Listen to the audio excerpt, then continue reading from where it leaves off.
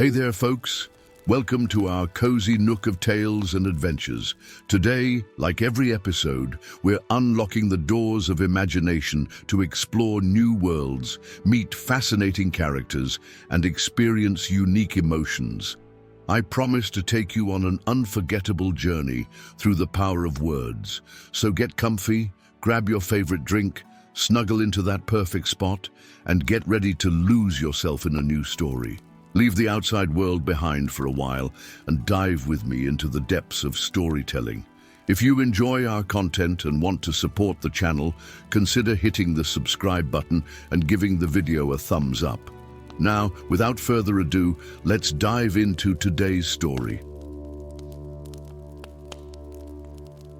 Deep beneath the ancient halls of Khazad-dûraz, where the roots of mountains met molten earth, dwarves knelt before a tattered scroll illuminated only by the blue flame of his lantern. The royal heir's hands trembled as he traced weathered runes that no living soul had read in 7 centuries.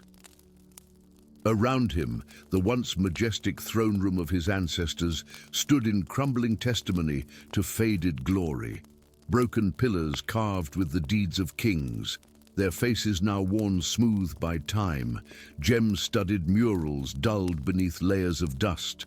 The scepter lies where fire meets ice, where the world's bones rise to pierce the sky, he whispered, his voice echoing through empty corridors where hundreds of voices once sang of dwarven might.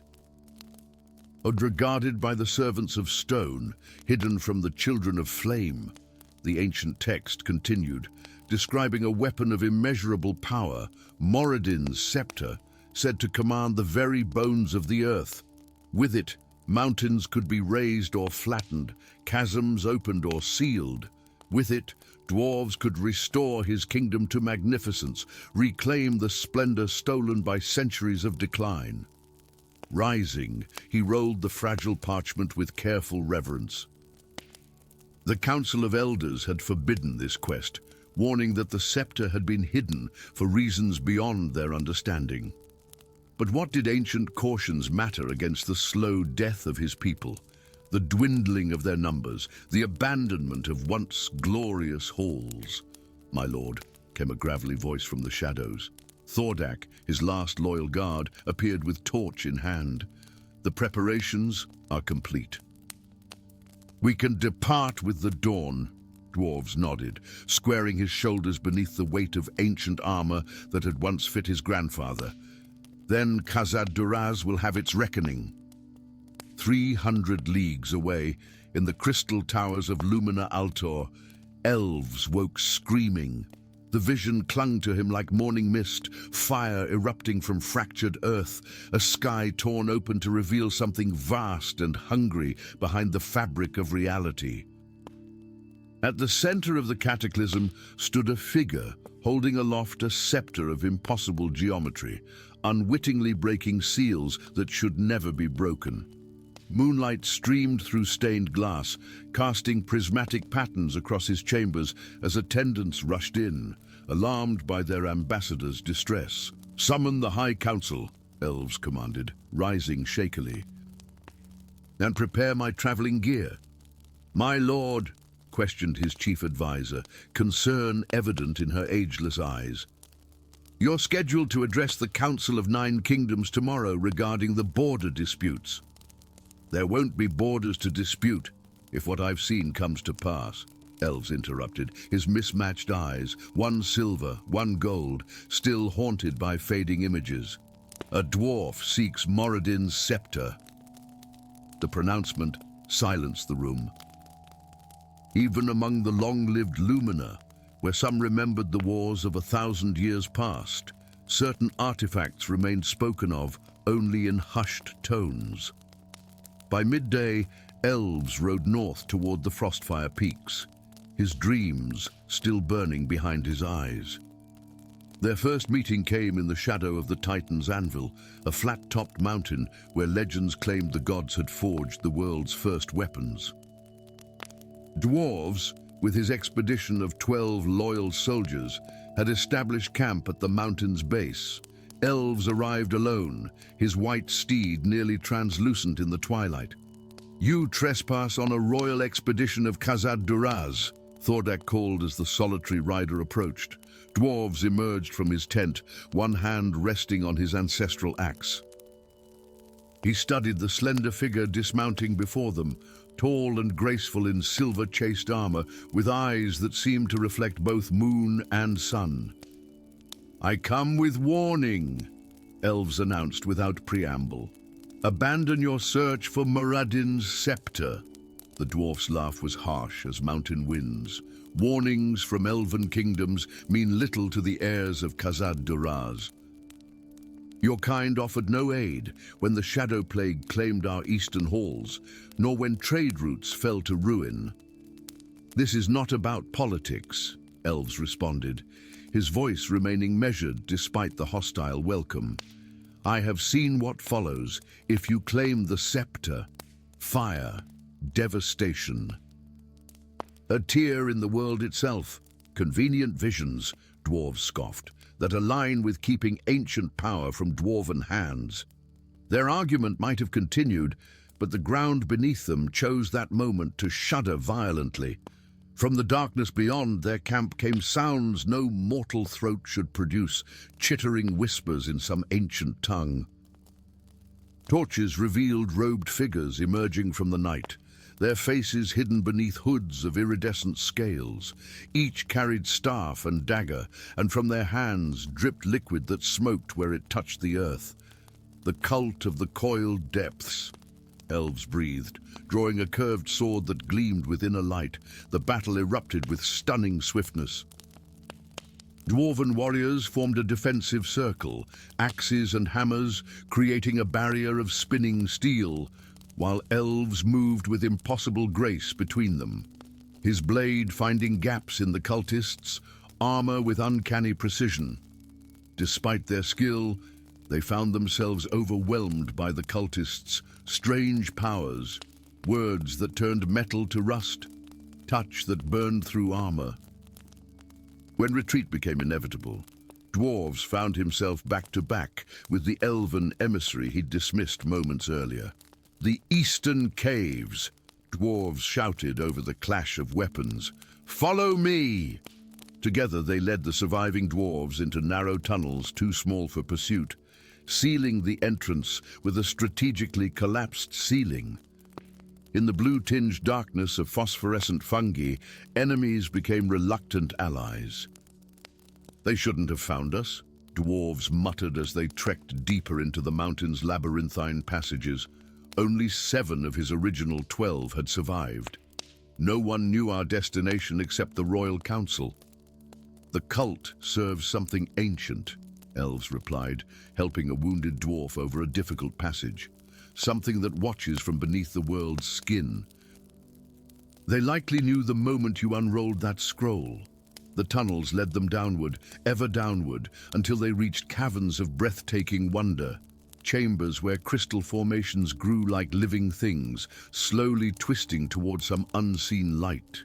Bridges of stone arched over abysses of unfathomable depth, their surfaces etched with runes that pulsed with amber light when stepped upon. Their journey became a dizzying descent through increasingly impossible geography.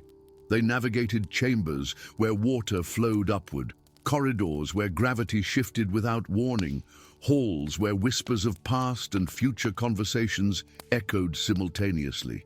On the 7th day, they discovered the Blue Fire Caves, vast chambers where flames of cobalt and azure danced across black stone without consuming it. Here, time seemed to slow, and in the relative safety, the uneasy allies finally spoke of matters beyond immediate survival. "If not to keep power from my people, why oppose my quest?" Dwarves asked, watching Elves tend to a wounded soldier with surprising skill. The elven ambassador was silent for a moment, his mismatched eyes reflecting blue flames. "My visions are never complete," he finally admitted. "I see fragments, moments torn from context. I saw destruction following the Scepter's awakening, but not its cause. Yet you assumed my intentions would bring disaster. I assumed what anyone would, That power corrupts. Elves met his gaze directly. But these last days have shown me your concern for your people is genuine, and your courage in battle has proven you more than a soft-handed diplomat, Dwarves conceded. Their fragile trust, born in shared danger, would soon be tested further. The sanctum of the Scepter lay beyond a door fashioned from metal unknown to either race, dark as night, yet swirling with internal constellations. It opened to Dwarves, touch with a sound like distant thunder.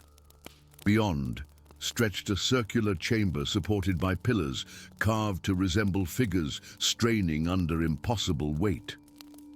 At the center, suspended above a well of shifting silver liquid, floated Moradin's Scepter. The artifact defied expectation. Rather than gold or jewels, it appeared carved from material similar to the door, black with swirling stars. Its shape seemed to change subtly when not directly observed, angles and proportions shifting in disquieting ways. It's not what legends described, Dwarves whispered, approaching cautiously. Before Elves could respond, the chamber trembled. The silver pool beneath the scepter rippled, and from it rose a figure composed of the liquid itself. It solidified into the semblance of an ancient dwarf, his beard flowing like metallic water. Descendant of kings, the apparition spoke, its voice resonating within their minds rather than their ears. You seek what is not a scepter at all, but a key. A key to what? Dwarves asked, hand instinctively gripping his axe haft. To a prison built before your mountains rose from sea, the figure replied. When the world was young, entities from beyond the veil sought dominion. One such being, Zoth-Var, the World Eater, was imprisoned beneath reality itself, sealed with 7 keys scattered across creation. The liquid dwarf turned to elves. And you, marked one, have carried the unlocking sigil since birth without knowing. Elves' hand moved unconsciously to touch the birthmark at his temple, a pattern resembling a constellation. Da, the cult of the coiled depth serves Zoth-Var, the Guardian continued. They seek the keys to free their master. Should they succeed, your world ends. Dwarves stared at the artifact he'd sought to restore his kingdom. Then, the scepter should remain hidden. No longer possible, the Guardian said solemnly. Once found, a key cannot be concealed again. It must be protected by a true Guardian. The silver eyes fixed on Elves. Your visions were no accident, marked one. You were born to this duty. Understanding dawned in Elves' expression, the dreams that had plagued him since childhood, the inexplicable knowledge of ancient tongues, his uncanny connection to artifacts of power. And what of my kingdom? Dwarves demanded. My people fade while I chase legends. A guardian requires allies, the silver figure replied. The strength to protect what wisdom safeguards. Outside the chamber, they heard the approaching sounds of the cult, chanting in that ancient, terrible language. Choices would need to be made quickly. Dwarves looked from the scepter to his wounded companions to the elven diplomat, whose warnings he had dismissed. It seems, he said with grim humor, that restoring Khazad-Duraz may require a more roundabout approach than anticipated. Elves met his gaze, the weight of newfound purpose settling on his shoulders. And my diplomatic career appears to be taking an unexpected turn. As the cult breached the outer sanctum, an unlikely partnership was cemented, a reluctant heir and an accidental guardian, bound to a quest neither had anticipated, but both now accepted. The scepter pulsed once as Elves lifted it from its suspension, stars swirling more rapidly within its midnight surface. The first key was claimed. 6 remained scattered across a world suddenly much more dangerous than either had imagined. And somewhere, beneath the fabric of reality, something vast and hungry stirred in its chains. Story 2. The first traveler who returned from Crystal Valley spoke in riddles for 3 days before falling silent forever.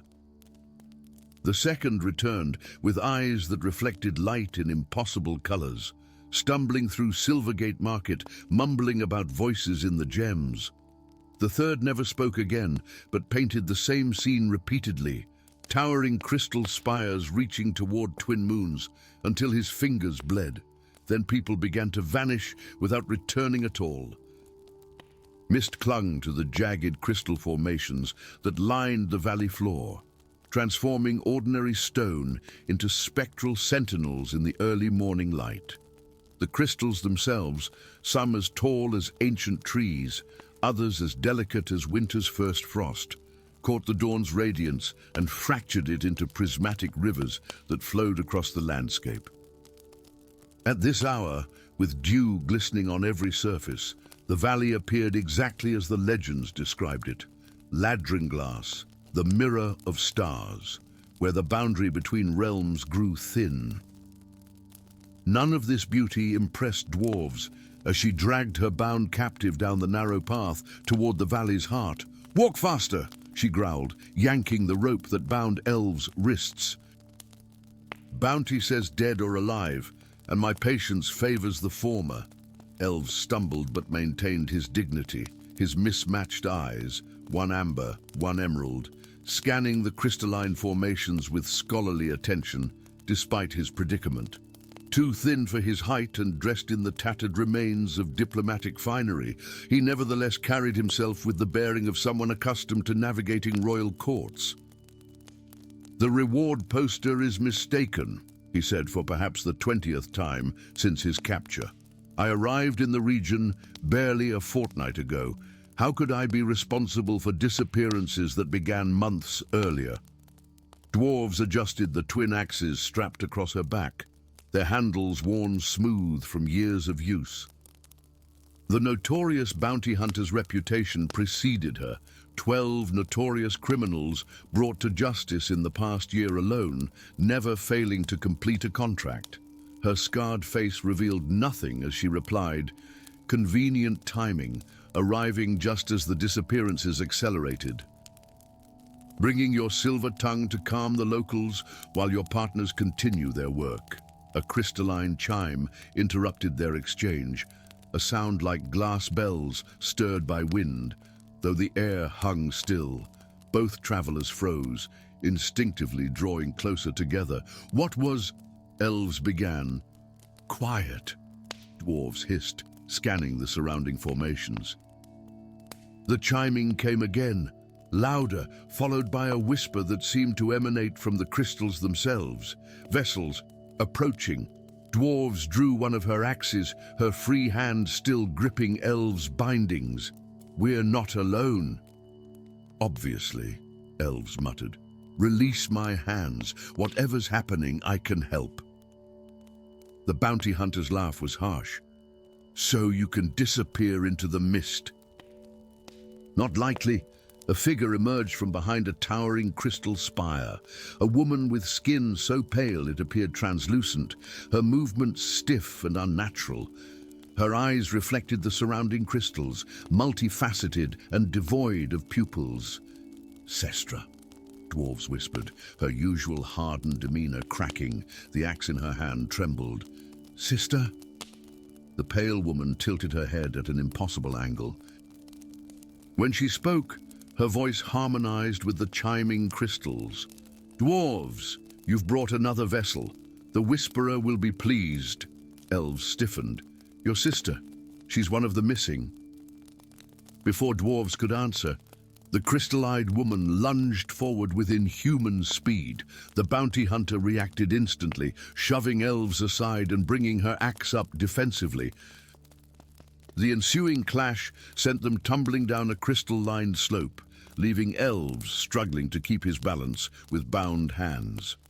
Making a split-second decision, he rolled behind a formation of amethyst crystals and worked frantically at his bindings. The sounds of combat echoed through the valley, metal striking crystal, dwarves shouting her sister's name, and always the eerie chiming growing louder. The rope finally gave way as more figures emerged from the mist, all with the same crystal eyes, moving with the same unnatural gait. Instead of fleeing, Elves scanned the ground until he found what he needed, a crystal shard broken from a larger formation. Gripping it tightly, he closed his eyes and whispered words in an ancient tongue, feeling the crystal warm in his palm. When he opened his eyes again, the shard glowed with amber light. Without hesitation, he rushed toward the sounds of fighting. He found dwarves surrounded by 5 crystal-eyed people, including her sister. The bounty hunter fought defensively, clearly unwilling to harm them but rapidly tiring. Blood streaked her face from a deep cut above her eye. "Dwarves!" Elves called. "Catch!" He tossed the glowing crystal. To his relief, the bounty hunter caught it instinctively. "Press it against any crystal formation," he shouted as he ducked beneath the grasping hands of an attacker. "Quickly!" Whether from desperation or surprising trust, dwarves obeyed, pressing the shard against a nearby crystal pillar.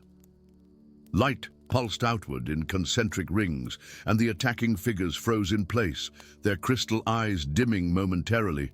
"Run!" Elves grabbed Dwarves' arm, pulling her away from her immobilized sister. They fled deeper into the valley, finally collapsing in a hidden grotto where water trickled down crystal-encrusted walls.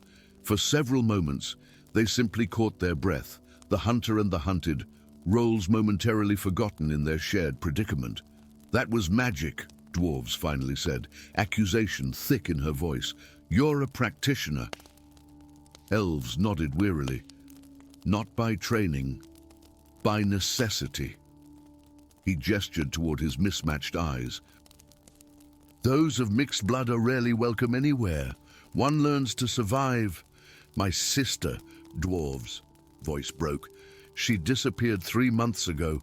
I've been hunting in this region since, taking bounties to fund my search." Her eyes hardened. "Then your name and face appeared on a reward poster.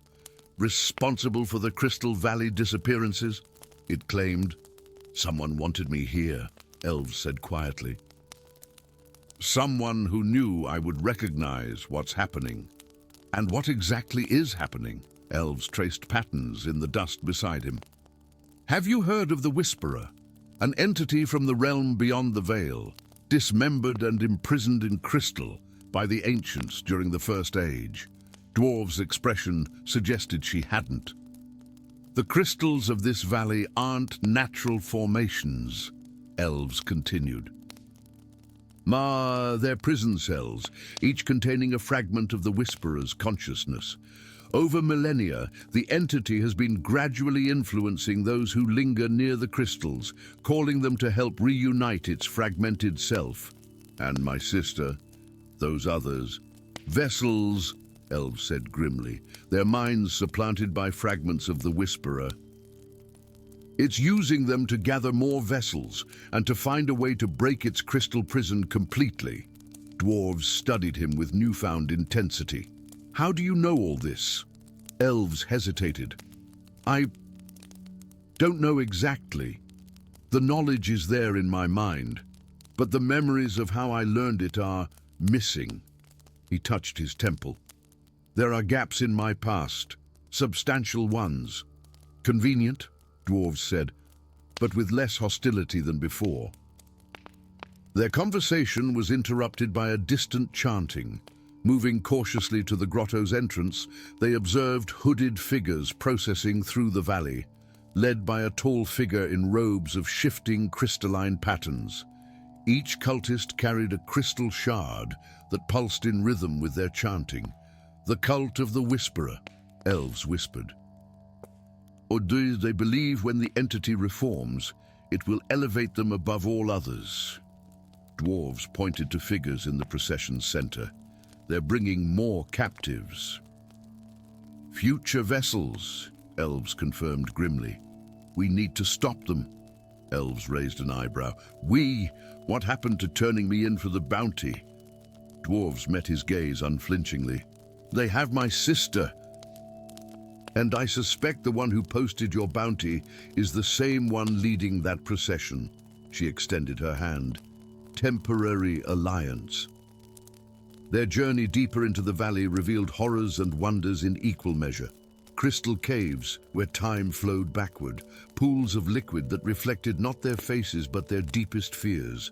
Always, the chiming followed them, along with whispers that grew more insistent with each passing hour.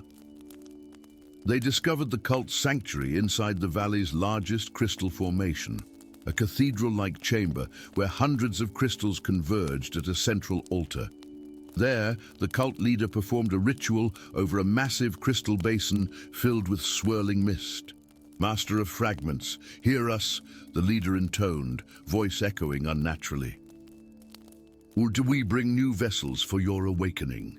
Hidden behind a crystal column, elves and dwarves watched in horror as captives were forced to drink from the basin, their eyes immediately crystallizing as the whisperer claimed them. "We need to destroy the basin," Elves whispered. "It contains the concentrated essence they're using to transform victims." Dwarves gripped her axes. "Direct approach." "No," Elves replied. "I need to get closer to the leader. There's something familiar." That familiarity became clear when the cult leader lowered his hood, revealing a face so similar to Elves that they could have been brothers. The same mismatched eyes, the same angular features, but older, with cruelty etched into every line. "Father," Elves breathed, memories suddenly flooding back with devastating clarity. Fragments of his past reassembled. His father's obsession with the Whisperer, the experiments on his own son. Elves, eventual escape with memories magically sealed. Dwarves steadied him as he swayed. "Your father." "He used me," Elves whispered, "exposed me to crystal fragments from birth, hoping to create a perfect vessel." His eyes widened with understanding. "That's why I know so much about the Whisperer. Parts of it lived in my mind for years." The final confrontation came at midnight, when the twin moons aligned directly over the crystal cathedral. Elves and dwarves infiltrated the ceremony, using knowledge of the cult's patterns they'd gathered over days of observation. While dwarves created a diversion by freeing captives, elves confronted his father at the crystal basin. The recognition in the older man's eyes confirmed everything. "And my son returns," he said, voice blending with the crystal chimes. "The Whisperer's favored vessel, come home at last." "I was never meant to be a vessel," Elves replied, years of suppressed anger surfacing. "You sacrificed your humanity for power. You sacrificed my mother. You won't sacrifice anyone else." The battle that followed shook the very foundations of the valley. Elves channeled the crystal magic he'd been exposed to since birth, while his father drew on the Whisperer's fragmented power. As they fought, dwarves battled through cultists and crystallized vessels, searching desperately for her sister. The climactic moment came when Elves, wounded and faltering, found himself at the edge of the crystal basin. His father loomed over him, triumphant. "Join with the fragments," he commanded. "Complete what we began." Instead, Elves plunged his hand into the swirling essence, not to drink it, but to connect with it. Using his unique bond with the Whisperer's fragments, he commanded rather than submitted, "Return to your prison. Sleep once more." The agonizing backlash nearly killed him, but as he collapsed, the crystal cathedral trembled. Fragments of the Whisperer's consciousness were pulled from their vessels, returning to their crystal prisons. Throughout the valley, the crystal formations pulsed one final time before falling silent. Dawn broke over Crystal Valley 3 days later. The captives, including Dwarves' sister, awoke with no memory of their time as vessels. The cult scattered. Their leader, Elves' father, vanished without a trace.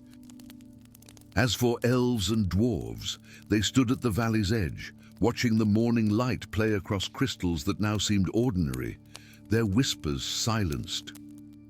"Where will you go?" Dwarves asked, her sister safely recovering in a nearby village. Elves considered the horizon. "There are other places where the veil thins, other dangers that may need someone with my unique experience." "Sounds dangerous?" Dwarves observed, adjusting her axes. "There might be bounties involved." Their eyes met in understanding. Sometimes the hunter and the hunted discover they pursue the same prey. Sometimes adversaries find in each other the allies they never knew they needed. Without another word, they set off together, leaving Crystal Valley's whispers behind, for now. Story 3. The stone spread like frost across the merchant's skin, creeping up his neck as his desperate eyes pleaded for help. His wife's screams pierced the morning air in the marketplace of Silverhold, drawing crowds that could only watch in horror as the transformation completed. Where moments before stood a living man, now remained only a perfect statue, his face frozen in an eternal expression of terror. It was the 7th such incident that week. In the smoky depths of her mountain forge, dwarves hammered relentlessly at a glowing blade, each strike sending crimson sparks dancing across her workshop. Sweat beaded on her furrowed brow, trailing down skin etched with runes of protection, runes that had proven woefully inadequate. The mastersmith's reputation had once drawn nobility from across the 7 kingdoms, but now her workshop stood empty of all but her own tormented presence. 3 moons passed. She had completed her masterpiece, Soul Reaver, a sword of unsurpassed beauty. The blade seemed to drink in light rather than reflect it, its obsidian-hued metal rippling with veins of silver that moved like liquid mercury beneath the surface. King Moldrath had commissioned the weapon, paying with ancient metals mined from the forbidden depths of the Blood Soul mines. Dwarves had known the risk of working such materials, but pride had blinded her to caution. The day after she'd presented the sword to the king, the first villager had turned to stone.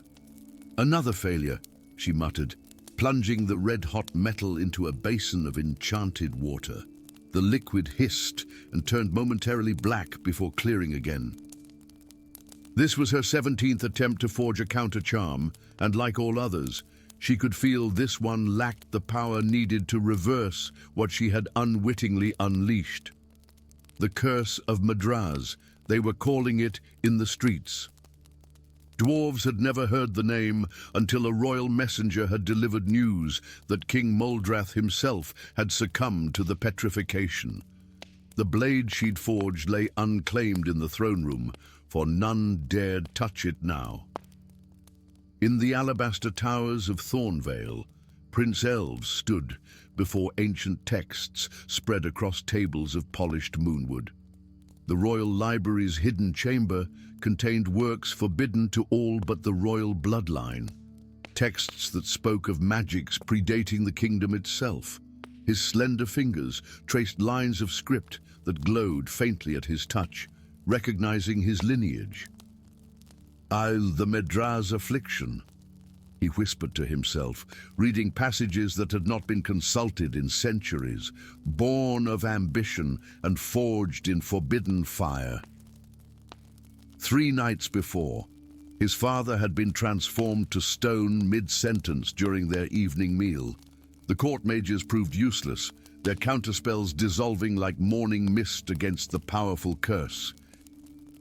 Only Elves, with his lifetime of studying ancient lore, recognized the symptoms from the forbidden texts.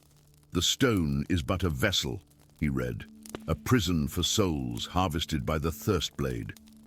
His silver eyes narrowed as he committed the knowledge to memory. The text spoke of an ancient entity, Madraz, a soul collector bound eons ago by the combined might of the old kingdoms. But parts of its essence had remained, trapped in veins of cursed metal deep within the earth. Whoever forged that metal into a weapon risked unleashing the dormant curse, and somewhere, someone had done exactly that. A knock at the chamber door broke his concentration. His advisor entered, face grave.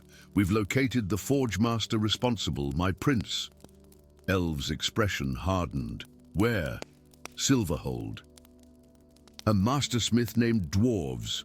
The confrontation in Dwarves' workshop shook the mountain.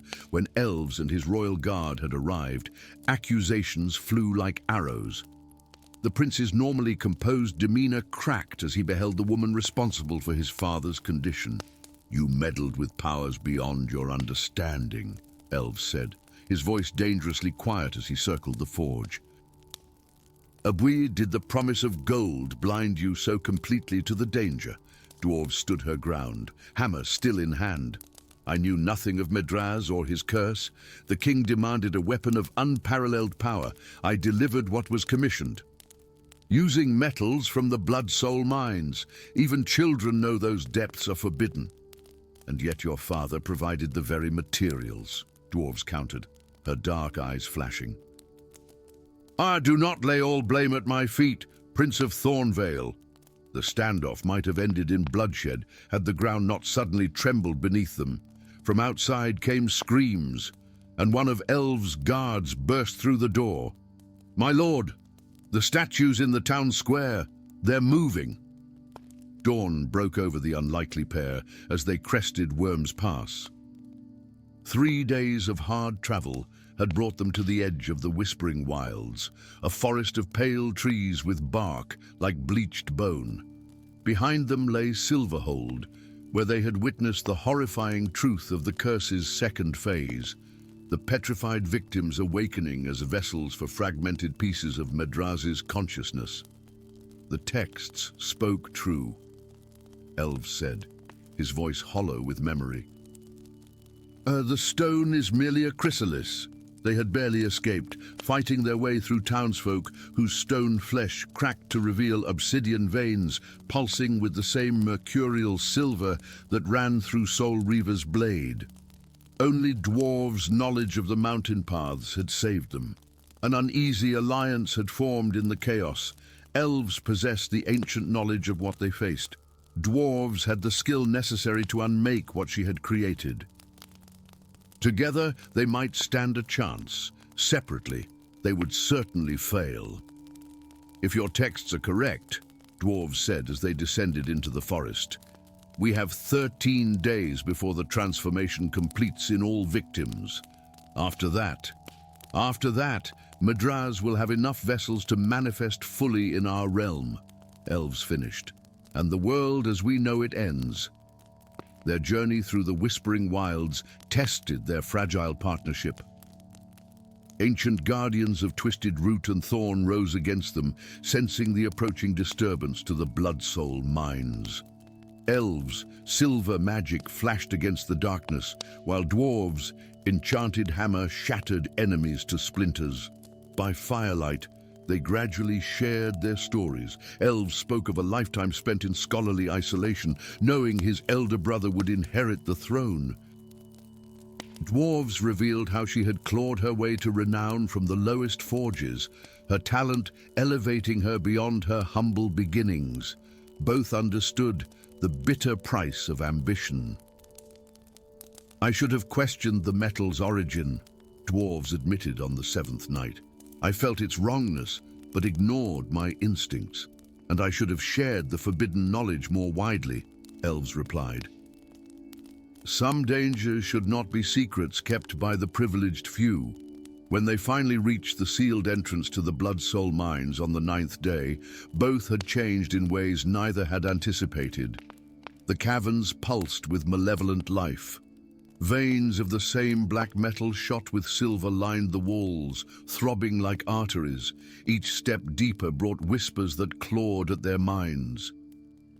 "The original forge must be at the heart of the mine," Dwarves said, her voice hushed in the oppressive darkness, "where Medraz was bound to the metal." They descended through chambers where the walls wept crimson moisture and passages that seemed to breathe. Ancient mining equipment lay abandoned, the skeletons of long-dead workers fused partly with the stone walls, evidence of a previous awakening centuries past. In the central chamber they found what they sought, a primordial forge, impossibly ancient. Above it floated a crystalline orb containing swirling darkness, shot through with faces that pressed against the surface, silently screaming. The original prison, Elves whispered, weakened by the creation of Soul Reaver. I can repair it, Dwarves said, studying the forgotten runes etched around the forge. But I'll need a soul freely given, came a voice from the darkness. They turned to find King Moldrath standing at the chamber entrance, his stone skin cracked to reveal pulsing silver beneath. But his eyes remained his own, fighting against the possession. That was always the price of binding Medraz. Father! Elves stepped forward. The king's voice strained against an unseen force. When I commissioned the sword, I didn't understand. The metal called to me, promised me power. He shuddered violently. I can feel him taking control. You must complete the binding before all vessels awaken. Dwarves moved to the forge, her hands sure despite their trembling. A soul freely given, she repeated. Appropriate, since my pride helped unleash this curse. Elves caught her arm. There must be another way. Their eyes met in understanding born of their journey together. Your kingdom needs its prince, Dwarves said softly, and I must atone for my creation. Before Elves could protest further, the chamber shook violently. Through the tunnels came the sound of stone feet marching, the awakened vessels converging on the weakened prison of their master. I need time, Dwarves said, turning to the forge.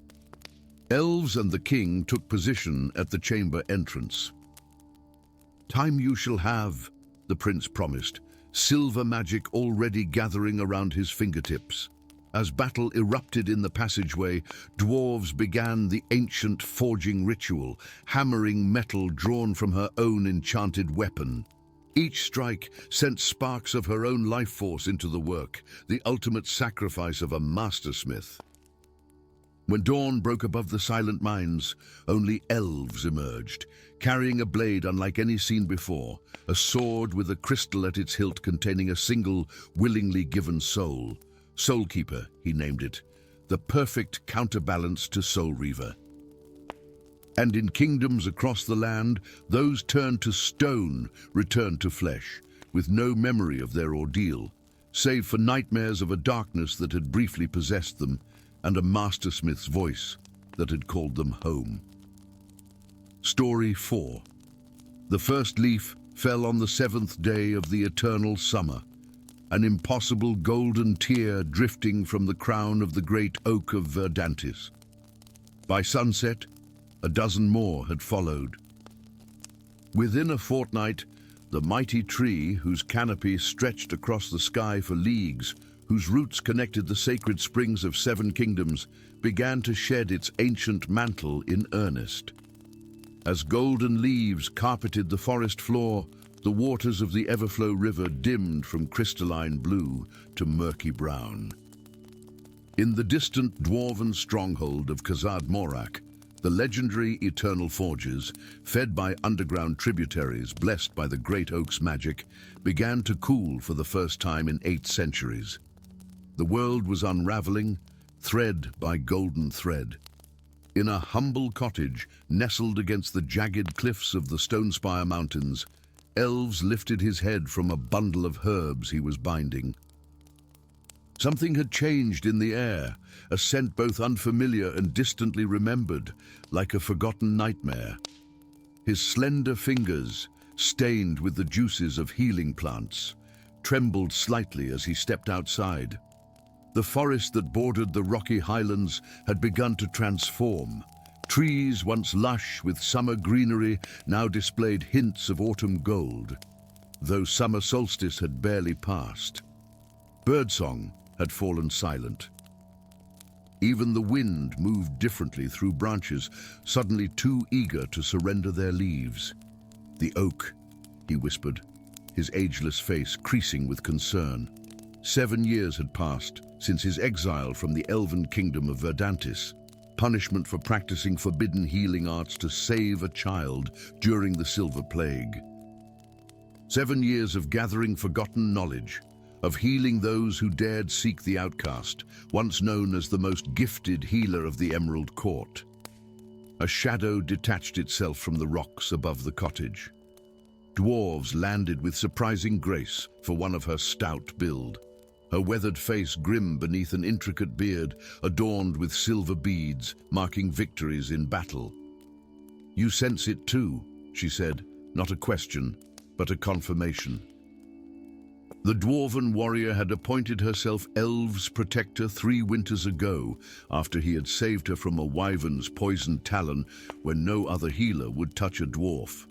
Their friendship, unlikely as morning frost in midsummer, had withstood the prejudices of both their peoples.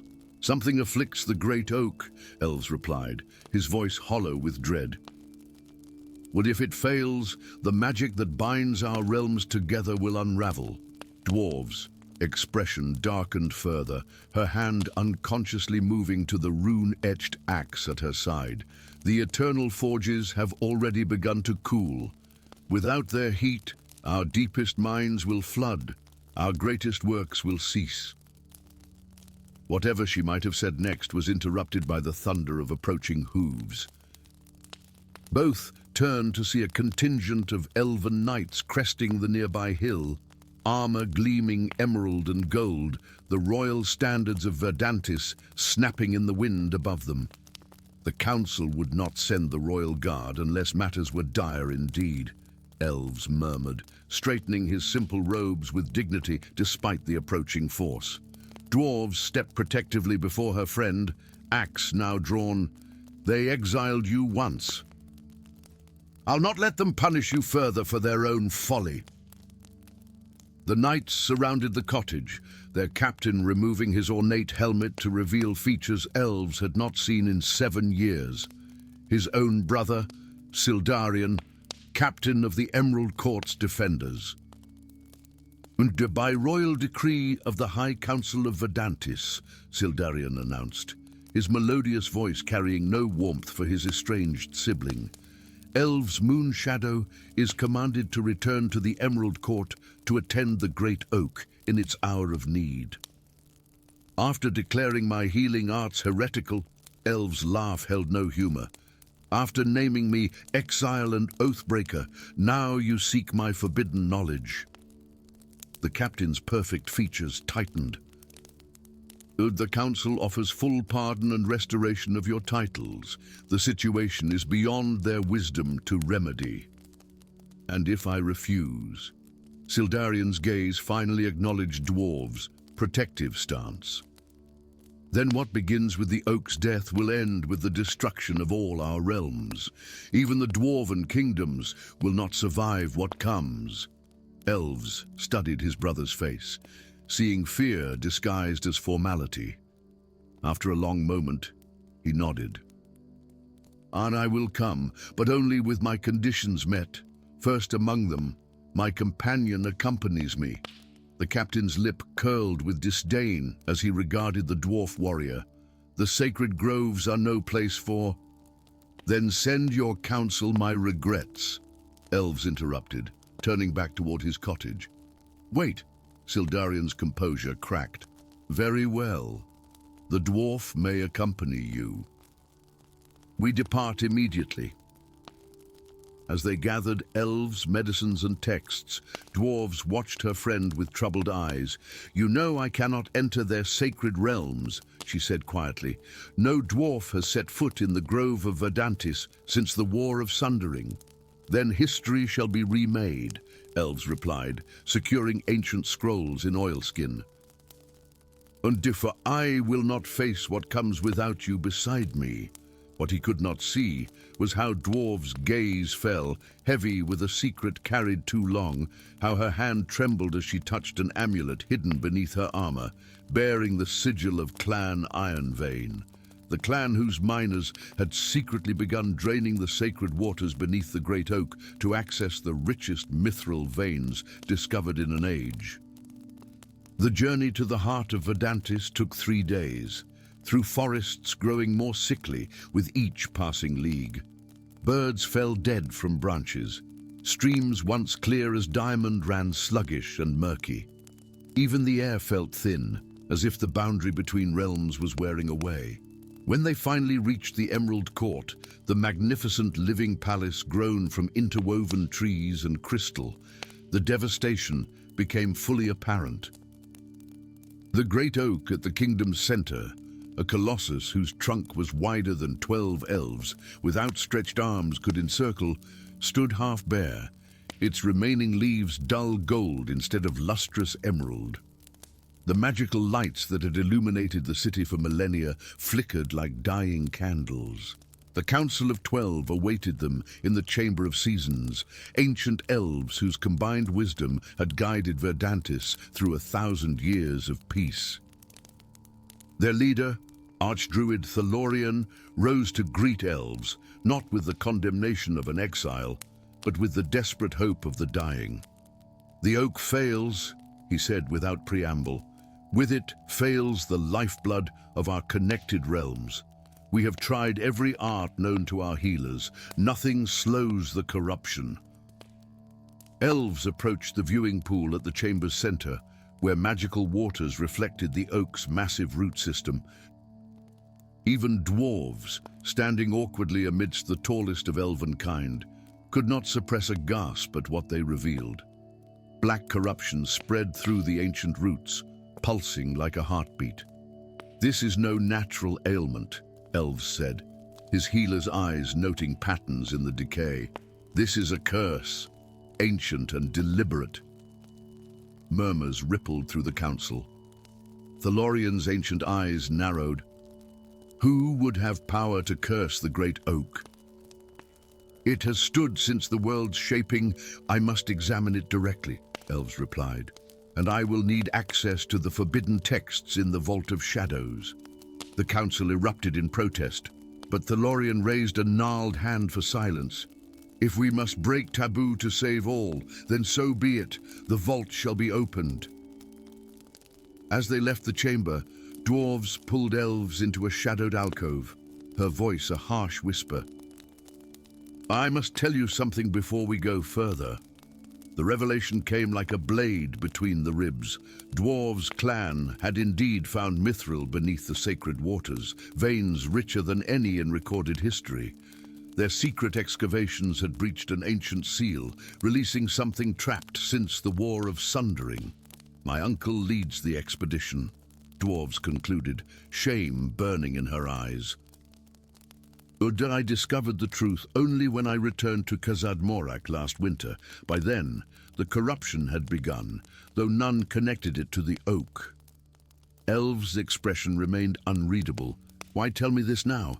"Because what you call a curse may be something worse," Dwarves answered. "In the deepest tunnel, they found an altar, ancient, predating even the war, inscribed with runes no sage could decipher." Understanding dawned in Elves and eyes. Not a curse, a prison seal. The roots were containing something buried during the first wars between our peoples, something both sides feared enough to entomb together. Their path forward became clear and treacherous. While the council searched vainly for conventional cures, Elves and Dwarves delved into forbidden knowledge. The Vault of Shadows yielded texts speaking of the Sundering War's darkest chapter, when Elves and Dwarves had briefly allied to imprison an entity they had jointly summoned but could not control. The root-bound god, a being of primordial chaos. Armed with this knowledge, they confronted the council with a plan both desperate and dangerous.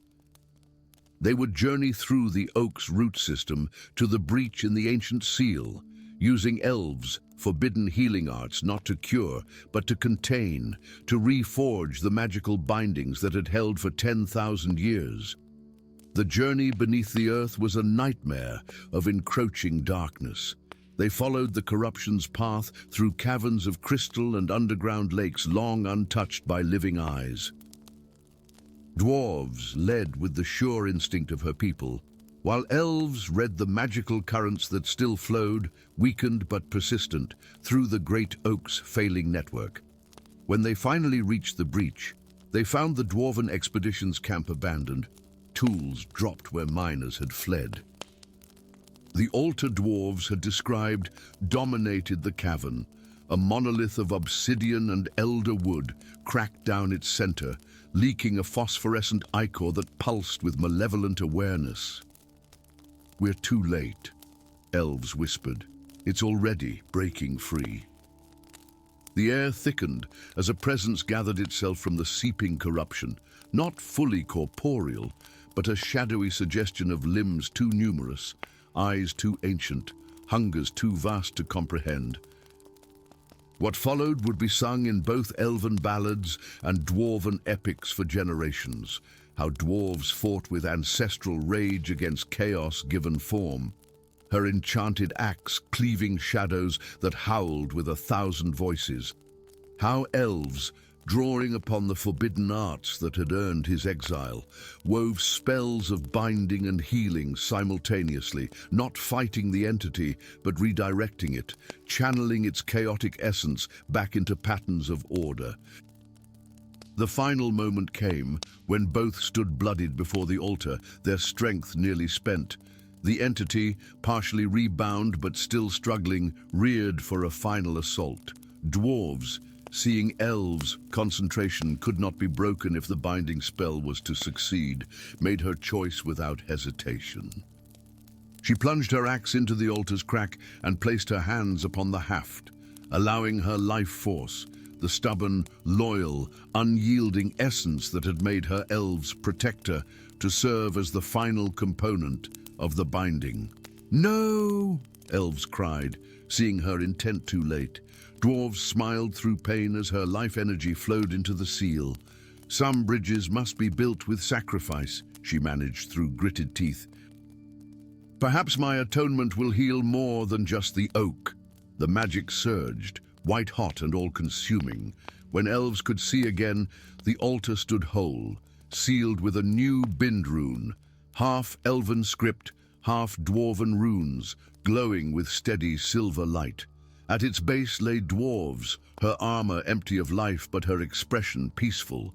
In the world above, the great oak's leaves ceased their falling. New green buds appeared among the golden. The waters of the Everflow ran clear once more, and in distant Khazad Morak, the eternal forges roared back to life with flames that burned silver instead of gold.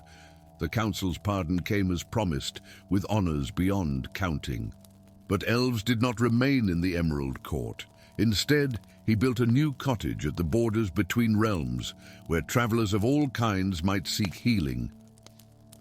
And if some noticed that an enchanted axe hung above his door, or that he greeted dwarven visitors with their own sacred phrases, or that he sometimes spoke to the wind as if addressing an old friend, well, such eccentricities were to be expected from one who had journeyed to the roots of the world and returned bearing both loss and wisdom.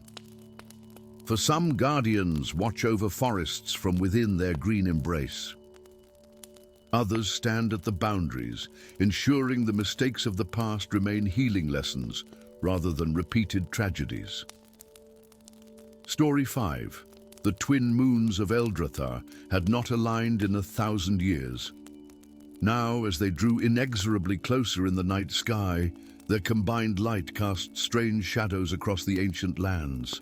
Silver and amber radiance intermingled, painting the world in hues not seen by living eyes for generations. In the highest tower of the abandoned fortress of Stormwatch Keep, Elves stood vigil, his slender form silhouetted against the heavens. Ancient markings spiraled up his arms, glowing with increasing intensity as the celestial bodies approached their fated convergence. Each night, the markings burned brighter. Each morning, they sank deeper into his flesh, weaving themselves into patterns that whispered of forgotten magic and terrible burden. He was the last of the Lunar Guardians, an order sworn to maintain the Great Seal that had imprisoned the Shadow Lord since the Age of Twilight. For centuries, the Guardians had passed their knowledge from generation to generation, preparing for this moment when the moons would align and the seal would weaken. But a plague had swept through their ranks 50 years ago, leaving only Elves, then merely an apprentice, to carry their ancient duty. The markings on his arms tingled with warning. 3 days remained until perfect alignment, 3 days until the seal began to fail. Beyond the ruined battlements of Stormwatch, the whispering woods stirred with unnatural movement. Shadows pooled too deeply beneath ancient trees, and creatures fled from darkness that pursued them with terrible purpose. The vanguard of the Shadow Lord's forces had already begun to seep through the thinning barriers between worlds. Elves descended the crumbling spiral stair, each step heavy with knowledge no single guardian was meant to bear alone. In the great hall, he unrolled a weathered map across a dust-covered table. The parchment depicted the realm of LOTR in faded ink, with 7 points marked by constellation symbols. At the center lay Valandir, the fallen city where the original seal had been forged. 6 of the star crystals lost, he murmured to the empty hall, his melodic voice carrying the weight of ancient tragedy. One remains hidden in Valandir's depths. Alone, it cannot reinforce the seal. A new plan had formed in his mind during his long vigil, desperate and likely futile, but the only path remaining. The star crystals had been crafted from celestial metal by the legendary smiths of Khazad Morak. If even one shard of that celestial ore remained, if even one master of those ancient forging techniques still lived. Elves gathered his few possessions, a curved blade that shimmered within a starlight, a vial of luminous liquid drawn from the sacred pools of Lunaris, and the key of 7 stars that would grant access to Valandir's hidden vaults. As he stepped from the keep into the pre-dawn light, the twin moons still lingered on the horizon, watching like patient predators. The mountains of iron rose like jagged teeth against the eastern sky, their peaks perpetually shrouded in smoke from the forges that had once been the pride of the dwarven realm. Now those mighty furnaces lay mostly silent, their fires extinguished in the massacre 30 years past, when the first hairline fractures had appeared in the Great Seal. Few outsiders were permitted within the remaining dwarven strongholds. Fewer still would dare request an audience with the legendary forge mistress known as Dwarves, sole survivor of Clan Fireheart, whose entire lineage had been slaughtered by shadow wraiths during the Night of Broken Steel. Yet Elves stood before the iron gates of Moria, his glowing markings partially concealed beneath travel-worn robes, requesting exactly that. The dwarven guards regarded him with suspicion that bordered on outright hostility. "The forge mistress sees no one," growled the elder of the guards, his beard braided with iron beads that marked his battle honors, "especially not elven kind." "Tell her I come bearing this," Elves replied, revealing a fragment of metal that gleamed with an inner light that matched the moons above, "and tell her the twin moons align in 3 days' time." The guard's eyes widened at the sight of the celestial metal. Without further argument, he disappeared into the mountain fortress, leaving Elves under the watchful eyes of a dozen armed dwarves.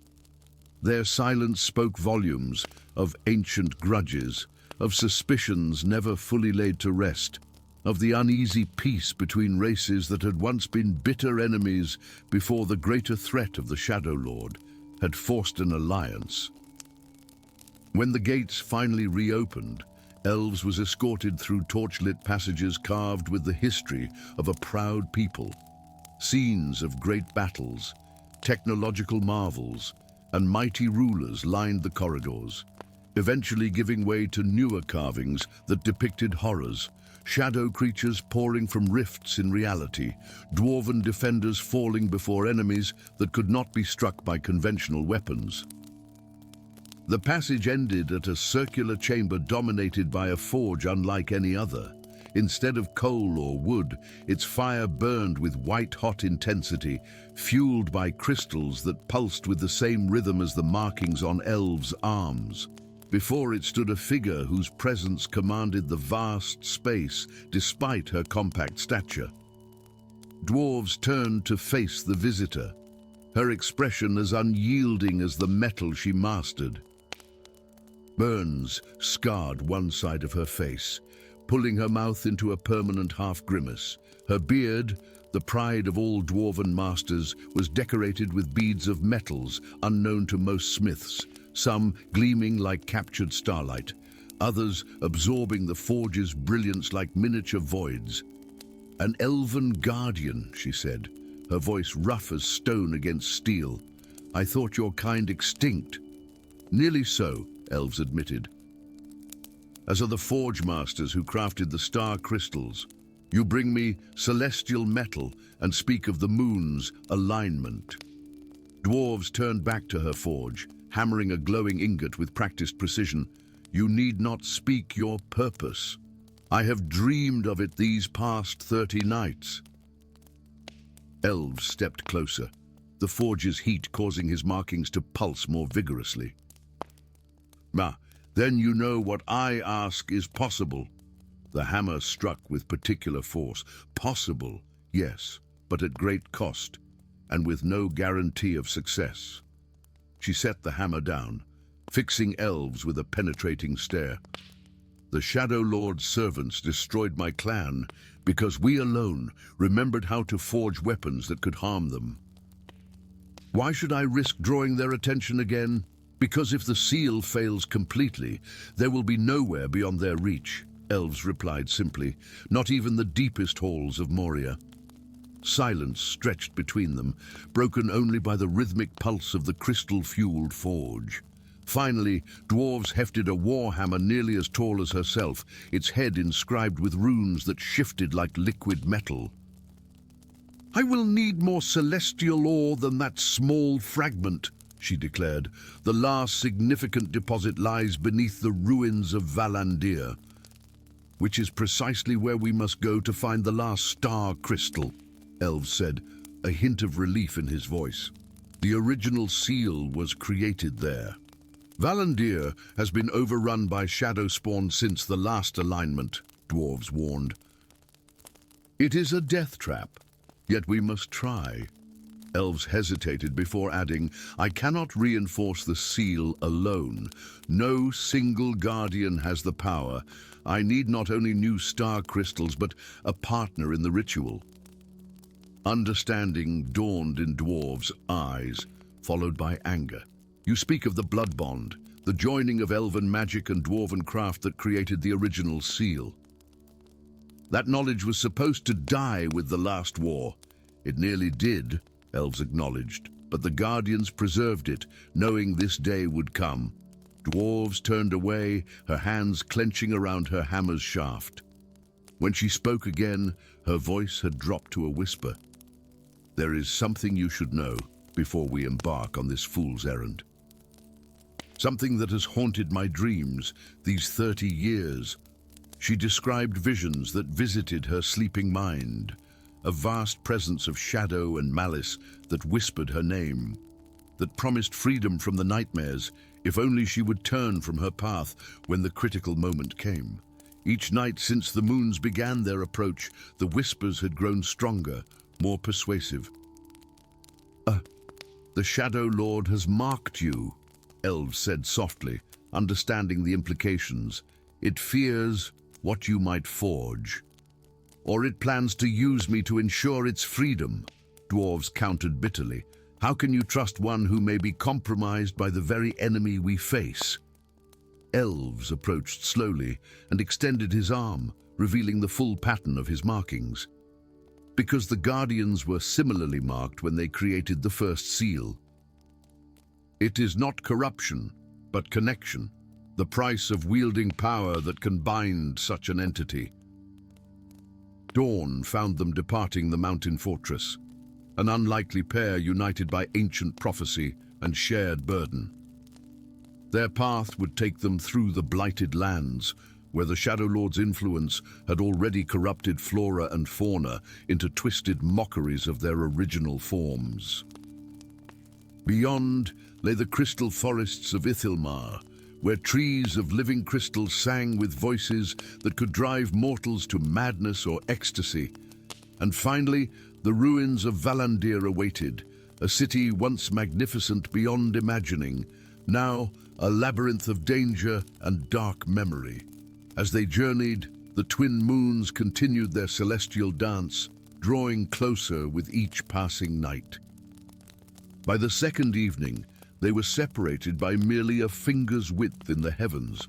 The markings on Elves' arms now burned constantly, and Dwarves admitted that the whispers pursued her even into waking hours. They reached Valandir as the third sunset painted the sky in bloody hues. The fallen city rose before them, white towers broken but still beautiful, arches of impossible grace now serving as perches for winged abominations, boulevards once trod by the greatest minds of two civilizations, now stalked by shambling horrors born of shadow and spite. At the city's heart stood the Temple of Celestial Harmony, where the original ritual had bound the Shadow Lord. Within its depths lay both the last star crystal and the celestial ore Dwarves required. As night fell and the twin moons approached perfect alignment overhead, they made their desperate approach through streets where darkness gathered like floodwater. What they discovered in the temple's depths would test not only their courage, but the fragile trust forming between them.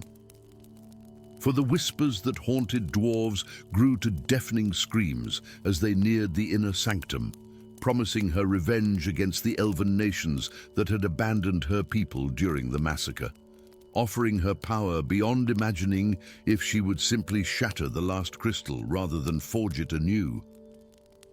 And Elves, bearing the full activation of his guardian markings as the moons aligned perfectly for the first time in a millennium, realized that the ritual required more than partnership. It demanded sacrifice. One of them would need to become part of the seal itself, their life force the mortar, binding the magical stones. In that final chamber, beneath moons whose combined light pierced even the depths of the ancient temple, two souls who had known only loss and duty faced their greatest test. Trust, hard-won through shared danger, temptation, whispering promises of power and vengeance, and sacrifice, the ultimate price of salvation. As shadow creatures battered at the chamber doors and the great seal fractured overhead, Elves and Dwarves stood at the precipice of choice, not just for themselves, but for a world that would either see another dawn or be consumed by eternal night. Story 6. The midnight air in the Valley of Perpetual Shadows hung thick with magic and mystery, a place where the realms of Elves and Dwarves met but seldom mingled. Here, beneath the silver light of twin moons, an impossible discovery was made. An elven sentinel named Elindra and a dwarven border guard called Thorin Ironheart found themselves drawn to the same ancient oak, its gnarled roots cradling a small bundle that emitted a soft, ethereal glow. "By the crystal spires," whispered Elindra, her slender fingers trembling as she pulled back the shimmering cloth. "Mahal's hammer," muttered Thorin, his weathered hand instinctively moving to his axe before falling still. There, wrapped in fabric woven with runes of both ancient kingdoms, lay a child, a boy with the delicate pointed ears of an elf and the sturdy frame of a dwarf. His eyes, when they opened to regard the strangers above him, shimmered with flecks of gold and silver, like stars captured in twilight pools. Such a child had never been seen in the recorded histories of either race. The Elves of the Silverleaf Canopy believed their bloodline too ethereal, too connected to the ancient magics of the world to blend with any other. The Dwarves of the Irondeep Halls held that their heritage, crafted from mountain stone by their creator deity, was similarly immutable. Yet here was living proof that the impossible had happened. 20 summers passed, and Thalen grew into a man belonging to two worlds, yet claimed fully by neither. In the elven courts, his stout frame and blunt manner made him an oddity. Among the dwarven clans, his tall stature and keen sensitivity to magic marked him as foreign. He lived between worlds, serving as a rare emissary between kingdoms that regarded each other with suspicion tempered by necessity. Tonight, Thalen stood alone on the Bridge of Whispers, the ancient stone span that connected the elven forests with the mountain paths leading to the dwarven kingdom. The bridge arched over the misty depths of the Chasm of Echoes, where it was said the voices of the ancestors still called to those with ears to hear. "The stars are restless tonight," came a voice like the rustling of autumn leaves. Thalen turned to find Elora Dawnlight approaching, her silver robes flowing like liquid moonlight. The elven archmage was ancient by human reckoning, though her face bore only the faintest lines of age at the corners of her eyes and mouth. "As is the stone beneath our feet," Thalen replied, feeling the subtle tremors through his boots. "The earth has been whispering warnings for weeks now." Elora's expression grew grave. "There is more. Come, the council awaits, and there are matters you must hear." The circular chamber deep within the neutral ground of the Guardian's sanctuary was filled with an uneasy mixture of tall, elegant elves and stout, richly adorned dwarves. At the center stood a stone table inlaid with metals and gems, its surface projecting a map of the shared territories. Elder Morvindel, the eldest of the elven sages, unrolled an ancient scroll, its edges crumbling despite the preservation spells upon it. "When the stars shall fall as rain of fire," he read, his voice resonating with power. "And the abyss beneath the earth shall roar. The one who carries the blood of both lineages shall claim the twin crowns and face the primordial darkness." Thalen felt every eye in the chamber turn to him. "A convenient prophecy," grumbled Grimnar Stonemane, a battle-scarred dwarf whose family had been slaughtered in a raid 20 years earlier, "appearing just when we need unity." "The prophecy is not new," countered Elora sharply. "It dates back to the Dawn era, before our peoples separated." "What matters," interrupted High Smith Durin, "is that the signs have come to pass. 3 nights ago, the meteor shower set the Silver Forest ablaze. The earthquakes grow stronger beneath our halls, and we have—" He hesitated, looking at Thalen. "We have the one who carries both bloodlines." A woman stepped forward from the shadows, her origins unclear, neither fully elven nor dwarven, dressed in robes of deepest purple that seemed to absorb the light around her. "I am Lyra," she said, her voice carrying the weight of countless secrets. "Priestess of the Veiled Passage. What you face is greater than your ancient squabbles. The cult of the primordial void moves again, seeking to bring back that which existed before light." "Tales to frighten children," scoffed Grimnar. "Is it?" Lyra's eyes flashed. "The meteors were no natural occurrence. The earthquakes target ancient seals, and I have communed with the dead, with those who fell fighting this enemy eons ago."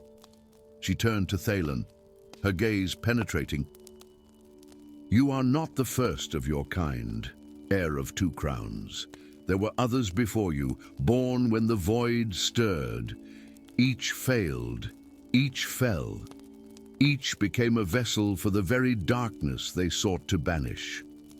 The chamber erupted in arguments and exclamations, but Thalen felt a strange calm settle over him. All his life he had searched for purpose, for belonging. Here, finally, was an answer, though not one he would have chosen. The journey to recover the twin crowns took them to the farthest reaches of both kingdoms. The elven crown of starlight lay hidden in the heart of the crystalline glade, guarded by ancient trents whose memories stretched back to the world's first dawn. The dwarven crown of stone rested in the forge of beginnings, deep beneath the iron-deep halls, protected by constructs of living metal. Their party was small but formidable. Thalen, Elora with her vast arcane knowledge, Grimnar, whose axe had tasted the blood of 100 foes, and Lyra, whose mysterious powers allowed her to speak with spirits and glimpse paths hidden to others. They faced trials that tested both body and spirit. In the crystalline glade, they confronted illusions that showed each their greatest fears. For Thalen, the vision of himself corrupted by the void, becoming the monster he sought to defeat. Beneath the mountains, they battled not only the guardian constructs, but the very rock itself, as earthquakes threatened to entomb them forever. Through it all, bonds formed that transcended ancient prejudices. Grimnar, who had once despised all things elven, found himself sharing tales of fallen comrades with Elora around evening fires. The Archmage, in turn, set aside her contempt for dwarven, crude crafts as she witnessed the profound magic woven into their stonework. And Thalen watched, hoping that the unity within their small band might someday reflect a larger harmony between the kingdoms. The final confrontation came at the Nexus of Worlds, an ancient temple built where the veils between realms grew thin. The cult of the primordial void had gathered in force, led by a figure whose face remained hidden within a hood of deepest black.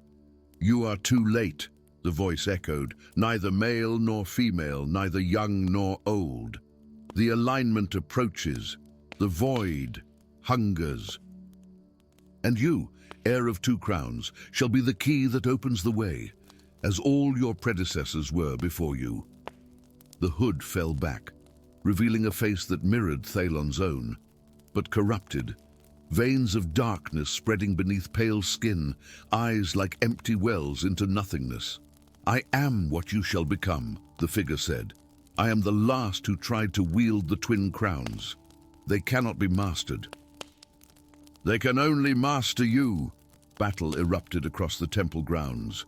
Elora's spells illuminated the night like captured lightning. Grimnar's axe sang its deadly song as it cleaved through cultists. Lyra moved like a shadow, her daggers finding the gaps in enemy defenses with uncanny precision. Thalen confronted his dark reflection, the twin crowns pulsing with power in his hands, one radiant as starlight, one solid as mountain stone. Each time he attempted to bring them together, darkness surged from the meeting point, threatening to consume him. "You cannot unite what was meant to remain separate," taunted his counterpart. "The crowns will never serve one master. This is why all before you failed." Blood streamed from a wound in Thalen's side as he sank to his knees, the crowns growing heavier in his grasp. Around him, his companions fought desperately against overwhelming odds. Then, in a moment of perfect clarity, Thalen understood. The prophecy spoke not of claiming the crowns for himself, but for their peoples. "I am not trying to master them," he said, rising to his feet. "I am merely their guardian." With a mighty effort, he raised the crowns high, not attempting to wear either, but holding them apart, channeling rather than containing their power. "I return what belongs to the Elves," he cried, the crown of starlight blazing with blue-white fire. "I return what belongs to the Dwarves," he declared, the crown of stone emanating golden radiance. The temple shook as ancient magic responded to his call. The crowns did not unite. Instead, they sang to each other across the divide, harmony rather than union, cooperation rather than absorption. A beam of pure light, half silver and half gold, shot from the twin artifacts, piercing the heart of darkness that had begun to manifest in the center of the temple. The cult leader, the corrupted predecessor, screamed as the light touched him, his form dissolving into shadows that fled before the dawn. When the new day broke over the valley of perpetual shadows, it found elves and dwarves standing side by side amid the ruins of the ancient temple. The twin crowns, now restored to their rightful places, one in the elven court, one in the dwarven halls, would remain forever linked by the magic Thalen had awakened. Thalen himself stood on the Bridge of Whispers once more, but no longer alone. Elora, Grimnar, and Lyra flanked him, watching as representatives from both kingdoms approached from either end. "What will you do now, heir of two crowns?" asked Lyra softly. Thalen smiled, watching the sunrise illuminate the mist rising from the chasm of echoes. "I will be what I was always meant to be, not a ruler of either kingdom, but a bridge between them. The void will return one day, and when it does, only together can we stand against it." Below them, in the depths of the chasm, the ancient echoes seemed to whisper their approval, voices of elves and dwarves, united at last in common purpose.